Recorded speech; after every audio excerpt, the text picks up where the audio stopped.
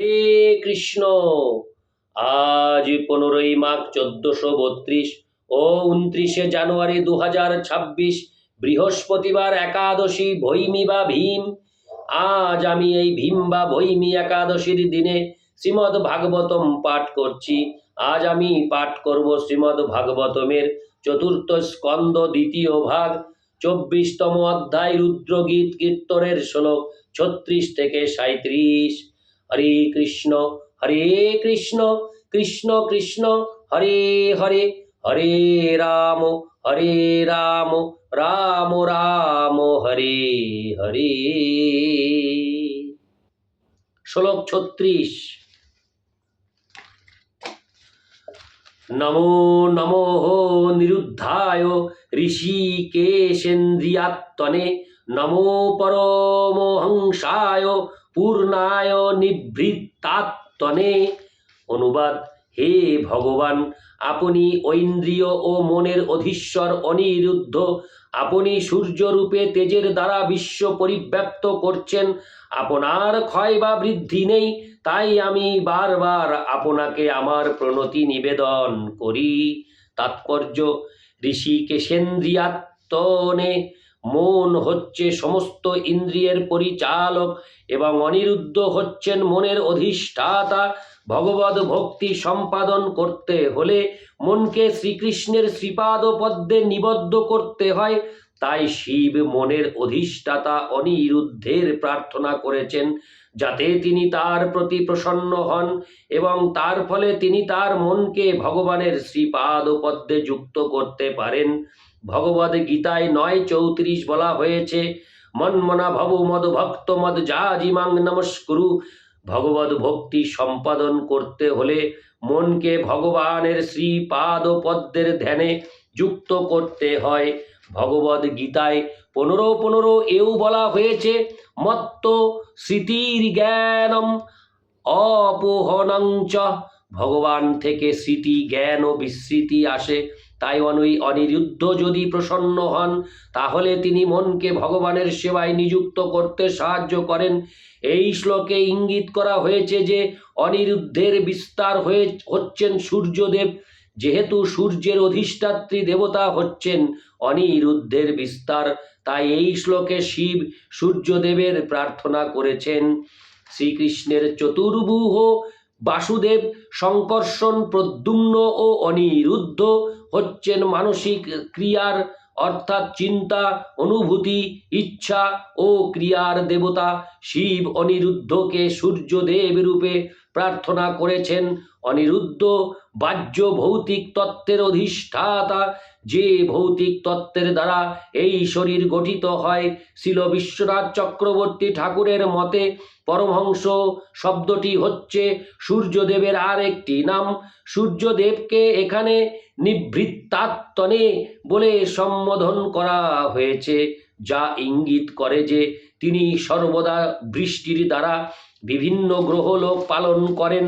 সূর্যদেব সমুদ্রের জল বাষ্পীভূত করে মেঘে পরিণত করেন এবং সর্বত্র জল বিতরণ করেন। যখন যথেষ্ট পরিমাণে বৃষ্টি হয় তখন অন্ন উৎপন্ন হয় এবং সেই অন্ন প্রতিটি গ্রহের জীবদের পালন করে। সূর্যদেবকে এখানে পূর্ণ বলেও সম্বোধন করা হয়েছে, কারণ সূর্যরশ্মি অন্তহীন। এই ব্রহ্মাণ্ডের সৃষ্টির সময় থেকে কোটি কোটি বছর ধরে সূর্যদেব তাপ ও আলোক বিতরণ করছেন, কিন্তু তা সত্ত্বেও তার ক্ষমতা হ্রাস পাচ্ছে না। পরমহংস শব্দটি তাদের ক্ষেত্রেই প্রয়োগ করা হয় যারা সম্পূর্ণরূপে নির্মল। যখন প্রচুর পরিমাণে সূর্যের কিরণ নিঃসৃত হয় তখন মন নির্মল ও স্বচ্ছ থাকে, অর্থাৎ সূর্যদেব জীবের মনকে পরমহংস স্তরে অধিষ্ঠিত হতে সাহায্য করেন।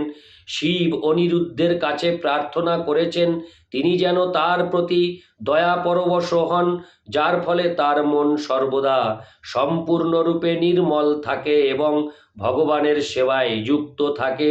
অগ্নি যেমন সমস্ত মলিন বস্তুকে শুদ্ধ করে, তেমনি সূর্যদেব সব কিছুকে শুদ্ধ করেন, বিশেষ করে মনের কলুষকে, এবং এইভাবে মানুষকে আধ্যাত্মিক উপলব্ধির স্তরে উন্নীত করেন। ইতি শ্লোক 36, শ্লোক 37।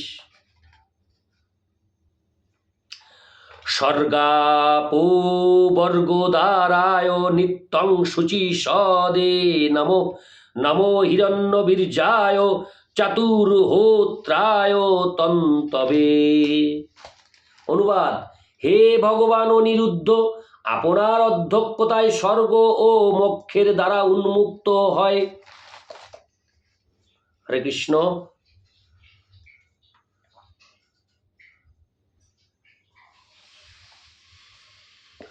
আপনি সর্বদা জীবের শুদ্ধ হৃদয়ে বিরাজ করেন, তাই আমি আপনাকে আমার সশ্রদ্ধ প্রণতি নিবেদন করি। আপনি স্বর্ণ সদৃশ, বীর্য সমন্বিত, এবং তার ফলে অগ্নিরূপে আপনি চাতুর্হোত্র আদি বৈদিক যজ্ঞের সহায়তা করেন। তাই আমি আপনাকে আমার সশ্রদ্ধ প্রণতি নিবেদন করি।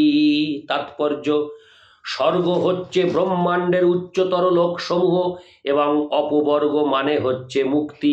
যারা বৈদিক কর্মকাণ্ডীয় ক্রিয়াকলাপের প্রতি আকৃষ্ট, তারা প্রকৃতপক্ষে প্রকৃতির 3টি গুণের বন্ধনে আবদ্ধ। ভগবদ্গীতায় তাই বলা হয়েছে যে মানুষের কর্তব্য হচ্ছে সকাম কর্মের স্তর অতিক্রম করা। বিভিন্ন প্রকারের মুক্তি রয়েছে, তবে সর্বশ্রেষ্ঠ মুক্তি হচ্ছে ভগবানের প্রেমময়ী সেবায় যুক্ত হওয়া।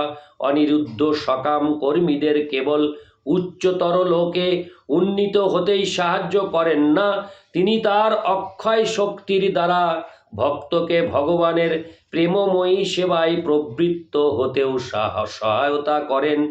তাপ যেমন জড় শক্তির উৎস, তেমনি অনিরুদ্ধের অনুপ্রেরণা হচ্ছে সেই শক্তি যার প্রভাবে মানুষ ভগবদ ভক্তিতে প্রবৃত্ত হতে পারে।